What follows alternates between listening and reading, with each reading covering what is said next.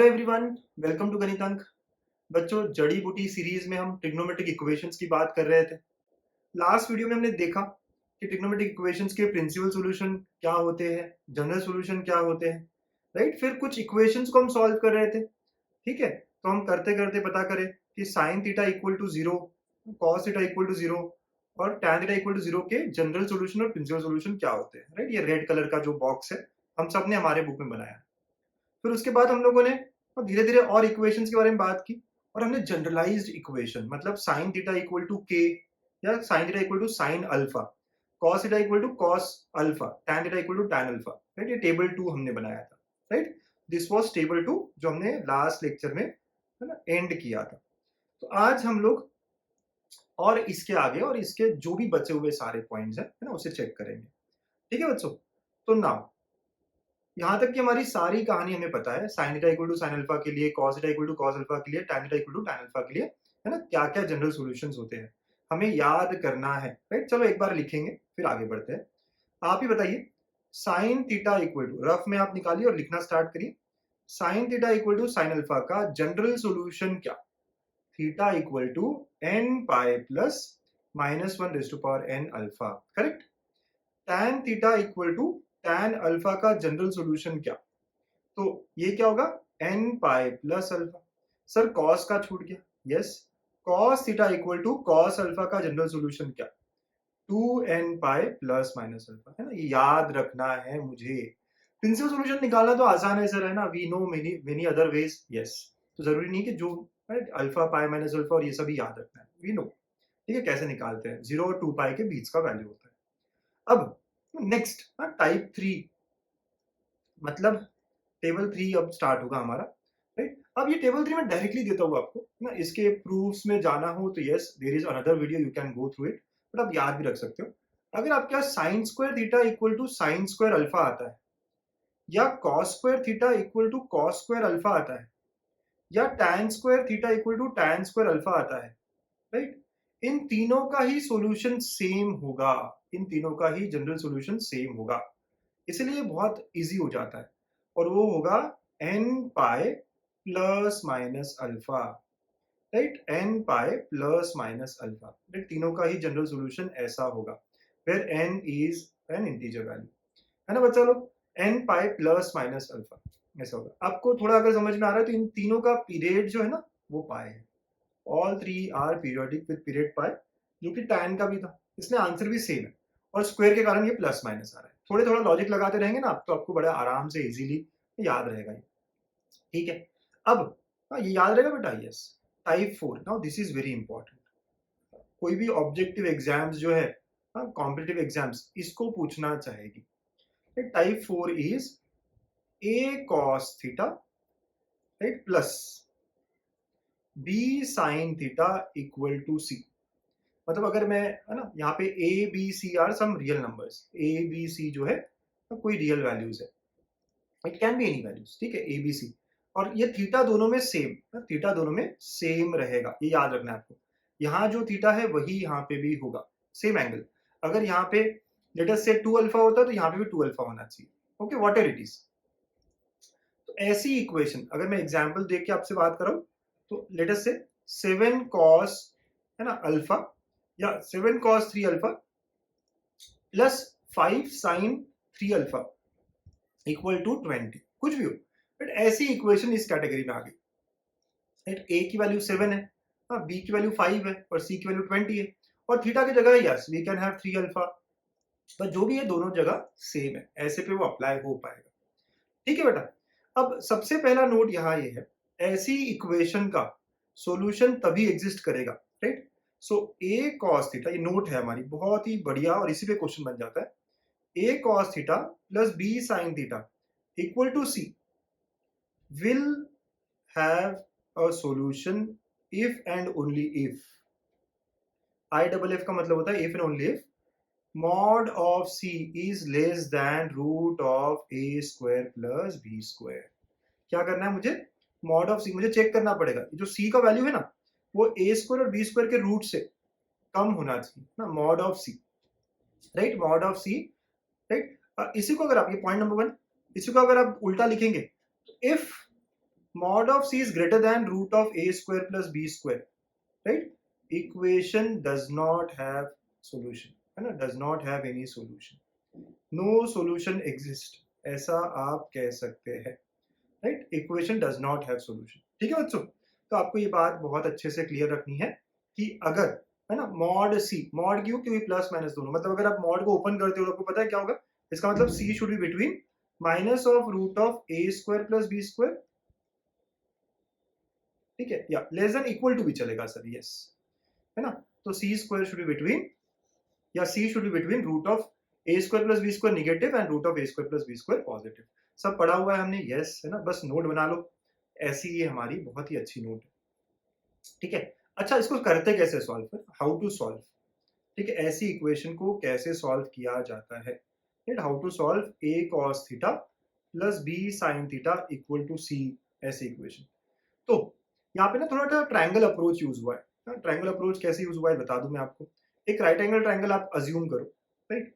अब अगर आपने ए ये पकड़ा, ये बी पकड़ा, तो हाइपोटेनस क्या आएगा, root of a square plus b square. दो साइड्स को अगर आपने ए बी पकड़ा है तो थर्ड साइड हो गया आपका root of a square plus b square.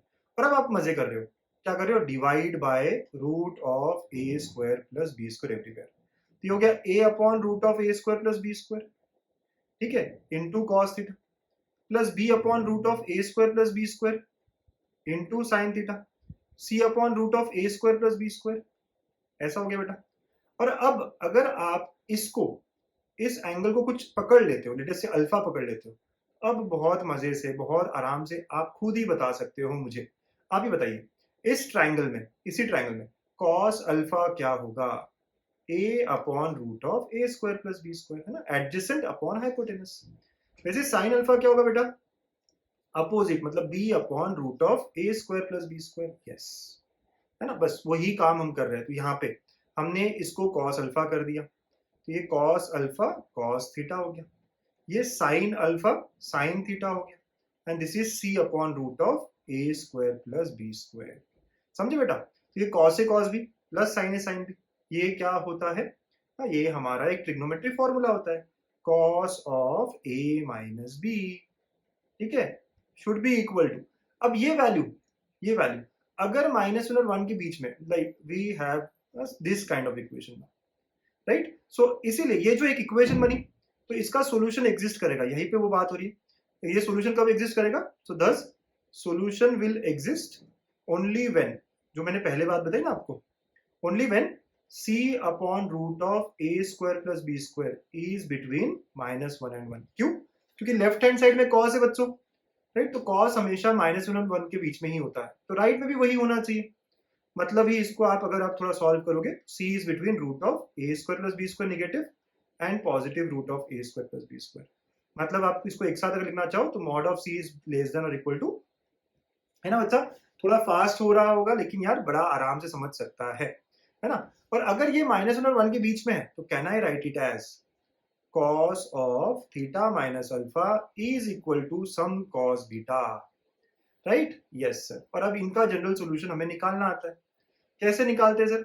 अभी हमने देखा था ना बच्चा ऊपर, राइट, कल के क्लास में, कल के वीडियो में, कि जब भी cos theta equal to cos alpha हो, जनरल सॉल्यूशन क्या होता है, theta is equal to 2n pi plus minus alpha, right? तो बस इसको यूज करो आप, राइट, इसी को यूज करो आप, है ना। इसको मैं सिंबल अगर अलग ले लूं, लेट से थोड़ा कंफ्यूजन हटाने के लिए, हम लोग यहाँ पे cos a equal to cos b अगर रखते तो जनरल सॉल्यूशन क्या होता बेटा, a equal to 2n pi plus minus b हो जाता। अब यही बात हम हमारे ऊपर के सिचुएशन में लगाएंगे, तो वो क्या हो जाएगी, अब a की जगह थीटा माइनस अल्फा, तो here theta minus alpha will be equal to 2n pi plus minus beta. तो थीटा आ जाएगा यहाँ पे 2n pi plus minus beta plus alpha, है ना, जो भी आप सॉल्व करो। तो ये आंसर क्या आ रहा है ना, ये रटना नहीं है आपको, आपको प्रोसेस रटना है, प्रोसेस समझना है।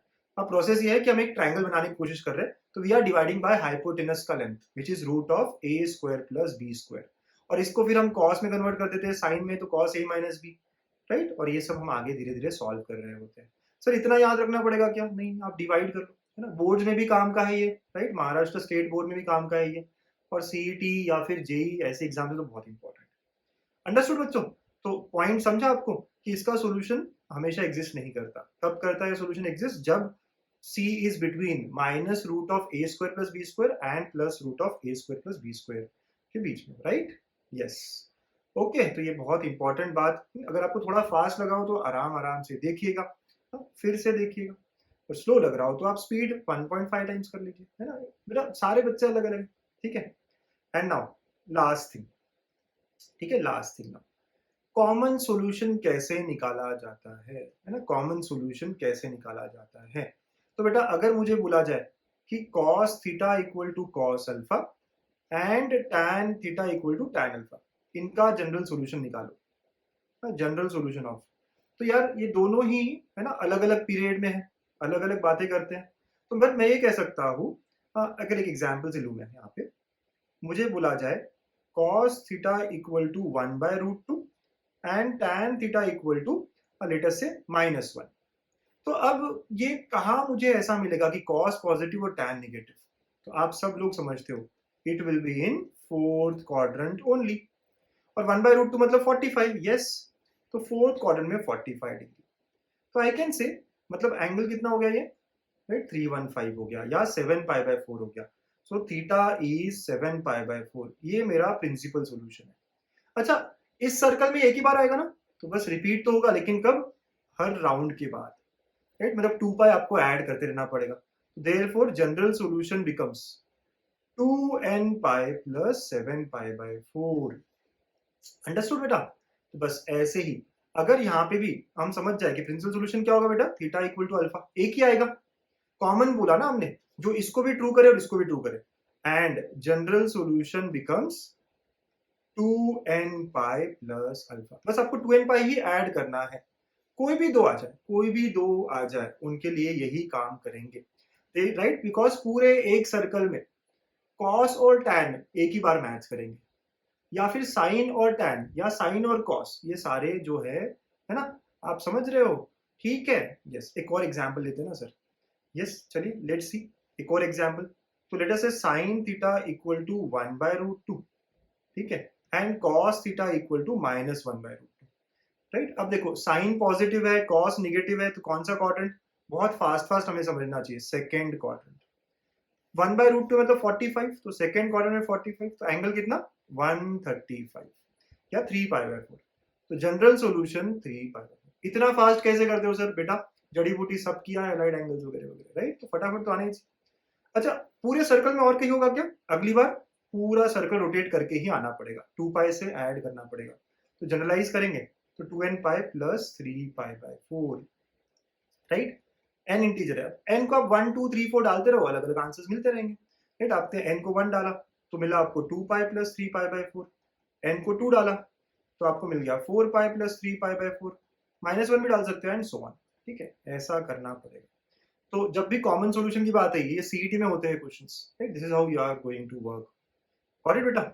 चलो, एक कॉमन सॉल्यूशन वाला ही क्वेश्चन आप मुझे ना करके दिखाइए, जो सीईटी में ही पूछा था, राइट? तो you can try this and comment करिएगा। कहाँ पे? ये आपका स्टार क्वेश्चन, राइट? ऐसा समझिए आप। So let us try this star question, all of this. तो क्वेश्चन ऐसा है, you need to find general solution of, है ना, sine theta equal to √3/2 and tan theta equal to -√3, ठीक है? इसका जनरल सॉल्यूशन आपको पता करना है, राइट? तो आपको बताना है कि कौन से क्वाड्रेंट में है,